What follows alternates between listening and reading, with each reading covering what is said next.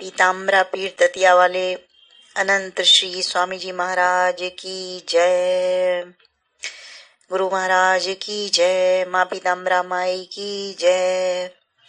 सर्वतंत्र स्वतंत्रे निगमागम तंत्र पारिणे परमहंस परिव्राजकाचार्य श्री पीताम्बरा पीठाधीश्वरे श्री अनंत श्री स्वामी जी महाराज की जय।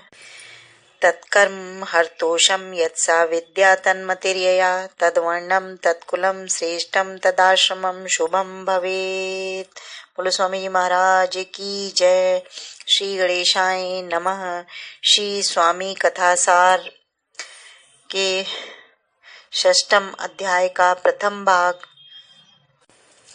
श्री गणेशाय नमः। गुरु तत्व का न आदि है और न ही अंत, वह तो स्वयंभू है। वही शिव है, वही शक्ति है, वही साकार है, वही निराकार भी है। उसका कभी नाश नहीं होता। वह अजन्मा और अमृत है। कोई कितना भी अधम और पापी क्यों न हो, यदि उसे किसी प्रकार सद्गुरु की शरण प्राप्त हो जाए तो वह परम पवित्र हो जाता है। उस शिष्य के भाग्य पर जिसको गुरु ने अपनी शरण में ले लिया है, दया और करुणामयी सृष्टि से उसे निहारा है तथा कृपा कर रहे हैं, उसके सौभाग्य पर समस्त सृष्टि एवं देवलोक में उत्सव मनाया जाता है। गुरु कृपा करता है तो ऐसे समय ब्रह्मा, विष्णु, महेश और समस्त देवताओं की एकत्रित शक्ति भी यदि किसी कारणवश बाधा डालना चाहे तो उस कृपा प्रकाश को रोकने में ही असमर्थ सिद्ध नहीं होती, प्रत्युत उनके स्वयं नष्ट होने का भय उत्पन्न हो जाता है। वे परम ब्रह्मानंद स्वरूप हैं, परम सुख देने वाले हैं। उनके अलावा दूसरा कोई है ही नहीं। जो मूर्तिमान ज्ञान है, द्वंद्वों से परे हैं, गगन के समान सर्वत्र व्यापक हैं, तत्त्वमसि आदि महावाक्यों के लक्ष्य हैं, जो एक हैं, नित्य हैं, विमल हैं, अचल हैं तथा संपूर्ण प्राणियों की बुद्धि कर्म के साक्षी स्वरूप हैं, जो भावों से परे हैं, तीनों गुणों से रहित हैं। इस प्रकार के अपने सद्गुरु को नमस्कार करते हैं। हे सर्व सौभाग्यवर्धक श्री सद्गुरुनाथ, आपकी जो अद्भुत कृपा डॉक्टर योगेश मिश्र पर हुई, वैसी कृपा लूटने के लिए देवता भी मनुष्य जन्म धारण करने की कामना करते हैं। डॉक्टर साहब धौलपुर में सरकारी अस्पताल में कार्यरत थे। इनका जन्म बहुत ही धार्मिक और पवित्र संस्कारित परिवार में हुआ था, लेकिन इनकी रुचि परमात्मा की ओर नहीं थी। डॉक्टर साहब नहीं जानते थे कि अलख निरंजन की महाअनल उनके हृदय में श्री सद्गुरुनाथ की कृपा से धधक उठेगी। दतिया के महान जादूगर की जादू भरी निगाहें उन्हें बावला बना देंगी। धौलपुर में स्वामी जी के एक भक्त श्री लक्ष्मी नारायण जी भदौलिया के साथ उन्हीं के अनुरोध पर डॉक्टर साहब श्री प्रभु दर्शनाथ दतिया आए। प्रथम भेंट में ही आपका कृपा कटाक्ष डॉक्टर पर हो गया। डॉक्टर साहब अत्यंत विचलित हो गए और समझ न पाए कि ऐसा क्यों लग रहा है कि मैं अपना सर्वस्व इन पर निछावर कर दूं, इनके चरणों में लिपट जाऊं और स्वयं मतवाला बनकर दूसरों को भी मस्त बनाऊं, नित्य भगवान के चरणों में लीन रहूं। ये सामने जो सन्यासी मूढ़े पर बैठे हैं, ये कौन है? इसका क्या रहस्य है कि सभी आकर अपने जीवन का संचित धन सर्वस्व इनके चरणों में अर्पित कर रहे हैं? किस बला की थी कशिश, चुंबक था या जादू कोई, पास उसके जो भी आया लो उसी का दिल गया। डॉक्टर को ऐसा महसूस होने लगा कि यही मेरा असली घर है। श्री प्रभु लोकनाथ ने उनसे पूछा, तुम्हारे यहाँ किस देवी देवता की आराधना होती है? डॉक्टर ने उत्तर दिया, सरकार, माता छिन्नमस्ता की पूजा हम लोगों के यहाँ वंश परंपरा से चली आ रही है। श्री प्रभु ने आगे पूछा, क्या मैं तुम्हें मंत्र दूं, जप करोगे? डॉक्टर ने कहा, क्यों नहीं महाराज, आप जो कुछ कहेंगे वही करूंगा। आपने डॉक्टर को मंत्र दिया और आज्ञा दी, जाओ शिव मंदिर में बैठकर इस मंत्र का जप करो। उसी दिन जप करते हुए डॉक्टर ने देखा कि शिवलिंग धरती के नीचे डूब रहा है और उसकी जगह स्वयं भगवान शिव पंचमुंडी आसन पर बैठे हुए ऊपर आ रहे हैं। वर्षों तक डॉक्टर निर्दिष्ट मंत्र का जप बड़ी लगन से करते रहे। एक दिन डॉक्टर दतिया पहुंचे तो अनादि श्री महाराज ने पूछा, क्या तुमने बगलामुखी रहस्यम पुस्तक पढ़ी है? डॉक्टर ने उत्तर दिया, नहीं स्वामी। तब आपने अपने एक सेवक से पुस्तक मंगाकर डॉक्टर को देते हुए कहा, लो इसे पढ़ो, लेकिन इसमें एक शर्त है। यह पुस्तक पढ़ने वाले को देवी बगलामुखी मंत्र का जप भी करना पड़ता है। बड़े अनमने भाव से डॉक्टर ने सोचा कि जब मैं माता छिन्नमस्ता का उपासक हूँ तो गुरुदेव पता नहीं क्यों पीताम्बरा माई के मंत्र का जप करने के लिए कह रहे हैं। डॉक्टर मिश्र समझ भी कैसे सकते थे? क्या किसी ने अकाल पुरुष की गति को जाना है? लेकिन इतना समझ गए थे कि उनके एकमात्र आराध्य देव उन्हें आज्ञा दे रहे हैं और आज्ञा पालन करना ही है। पहले दिन से लेकर 3 दिन के अंदर जप के प्रभाव से इन्हें विभिन्न देवी देवताओं के दर्शन हुए और बड़े बड़े चमत्कार देखे। डॉक्टर के मन में संशय पैदा हो गया। हृदय में भय लिए हुए बहुत ही विनम्र शब्दों में प्रार्थना की, हे अन्नदाता श्री सद्गुरु समर्थ श्री स्वामी जी महाराज, यदि मुझे पीताम्बरा माई का मंत्र पहले ही मिल जाता तो ठीक रहता, क्योंकि जो अनुभव मुझे 3 दिन में हुए वह पिछले 8 वर्षों में माता छिन्नमस्ता की साधना से नहीं हुए। ये सुनकर श्री प्रभु ने कहा, तुम्हारे अकाउंट का ट्रांसफर कर दिया है। तुम्हारे संस्कार अच्छे हैं, इसलिए तुम्हारी इतनी शीघ्र प्रगति हुई है। डॉक्टर साहब ने कहा, हे कमल नयन सत्यनारायण, मैं अकाउंट ट्रांसफर का मतलब नहीं समझा।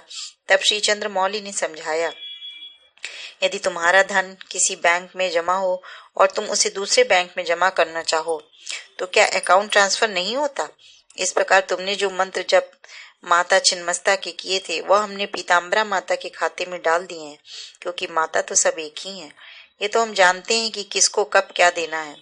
प्रारंभ में तुम्हारी वंश परंपरा के प्रभाव से तुम्हारा स्वाभाविक आकर्षण भगवती छिन्नमस्ता की तरफ था, परंतु वास्तव में तो पीताम्बरा की उपासना तुम्हारे संस्कार में है। सद्गुरु तो अंतर्ज्ञानी होते ही हैं। श्री करुणा सिंधु की वाणी सुनकर डॉक्टर के मन में जो संदेह था उसके निकल जाने पर वह बहुत हर्षित हुए। हे पवित्रों में पवित्र रुद्र, ये आपकी अद्भुत एवं विलक्षण कृपा है, कहीं देखी न सुनी। हे दीनानाथ, हम सब आपके बंदे हैं। एक पेड़ में से कभी कभी दूसरा छोटा पेड़ निकल आता है, उसे बंदा कहते हैं। उसी के आश्रय में वो जीवित रहता है। उसी तरह हम सब आपके बंदे हैं और आपके आश्रय में हैं। स्वामी दाता समर्थ, हम सब आपके श्री चरणों में शरण की भीख मांगते हैं। दरबार की रीति ही ऐसी है कि जिसने एक बार यदि भूल से भी माथा टेक दिया उसका उद्धार हो गया। आपका दरबार ऐसा है कि यदि मांगने वालों की झोली छोटी हो तो आप उसे खींचकर बड़ी झोली बना देते हैं। याचक कुछ मांग भी नहीं पाता कि पहले ही उसकी झोली भर देते हैं। आप हाथ पकड़कर सभी सुखों की ओर ले जा रहे हैं। भक्त जानते हैं कि सब सुखों का सवेरा आपके ही श्री चरणों में है। दरबार में बंदे के भाव को देखा जाता है, जिसका जैसा भाव उस पर वैसी कृपा। आश्रम की सफाई करने वाले श्री बाबू का जो सम्मान आपने किया वह बड़े बड़े साधकों और पंडितों को लजा देने वाला था। वह गरीब मेहनतर सफाई कर चुपचाप दूर बैठ जाता और आपको जी भर देखने के बाद वापस चला जाता। कभी तृप्ति होती ही नहीं थी। बेचारा गरीब सोचता कि साक्षात शिव मेरे सामने खड़े हैं, लेकिन मैं भाग्यहीन, उनके चरण स्पर्श की तो बात ही क्या। श्री प्रभु के दर्शनों को आने वाले भक्तों की चरण धूल भी नहीं ले सकता। उसे यही चिंता रहती कि संत सेवा करने का जो ये अवसर उसके भाग्य में आया है उससे वह वंचित ना हो जाए, कहीं ये जन्म भी बिगड़ न जाए।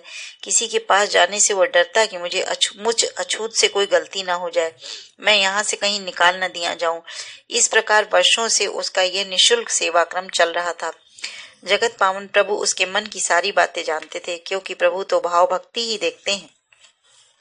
भक्त दामाजी पंत के लिए तो महार तक बन गए और राजा जी के यहाँ जाकर पंत का कर्जा चुकाया। किसी भक्त के यहाँ झाड़ू लगाई, किसी के यहाँ चक्की पीसी और उन भक्तों के प्रेम में बावले होकर दीन सुदामा के चरणों को आंसुओं से धोकर चरणामृत पान किया।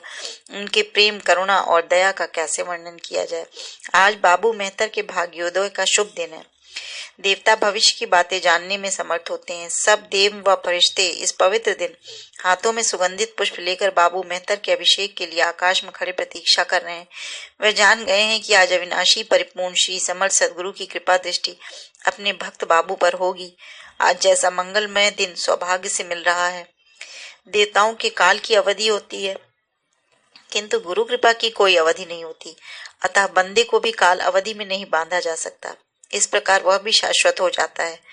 बहुत सारे भक्त साधना करने वाले आश्रम की दालान में विभिन्न प्रकार के आसन लगाकर जप कर रहे थे। अपने को आपके समीप समझने वाले कोई सिद्धासन से, कोई पद्मासन से बैठे थे। तभी अचानक अंदर से आपका आगमन हुआ। उस समय बाबू मेहतर ने भी दूर अपनी जगह बैठा हुआ नीची नजर किए आपके श्री चरणों को देख रहा था। एकाएक आपने गंभीर और ऊंची आवाज में कहा, देखो यहाँ कितने ढोंगी लोग बैठे हैं। कोई सिद्धि चाहता है, कोई विषय भोगने की आशा लेकर। यहाँ भांति भांति के नाटक कर रहा है। जितने लोग भी यहाँ बैठे हैं उनमें सर्वश्रेष्ठ वह बाबू मैथर है, जो निस्वार्थ सेवा कार्य करके वास्तव में भगवान की उपासना कर रहा है। उसने अपने सरल और पवित्र भावमयी निस्वार्थ सेवा से श्री नारायण को प्रसन्न कर लिया है। ये उद्घोष करके आप अंदर पधार गए। बड़े बड़े पंडित और साधुओं के चेहरे शर्म से झुक गए। वे दतिया के सच्चे संत, हे दतिया के सच्चे संत, तुमको तो वे ही प्यारे हैं जो समस्त जीवों से निस्वार्थ प्रेम करते हैं, किसी से द्वेष नहीं करते, जो अपने पराये का भेद छोड़ चुके हैं, कतनी और करनी में अंतर नहीं करते, सब में एक तुमको ही देखते हैं। हे कबीर देव, यहीं तक आपकी कृपा के बादल नहीं बरसे, बल्कि बाबू हरिजन की पुत्री के शुभ विवाह के अवसर पर संपूर्ण दतियावासी यह देख और सुनकर प्रसन्नता से झूम उठे कि आपकी आज्ञा से बड़े बड़े विद्वान पंडित और शास्त्रियों ने विवाह में सम्मिलित होकर उसके पारिवारिक सदस्यों की भांति कार्य किया। प्रभु ने पीठ से विवाह के लिए कुछ रुपए भी दिलवाए। बोलो स्वामी जी महाराज की जय, माँ पीताम्बरा माई की जय।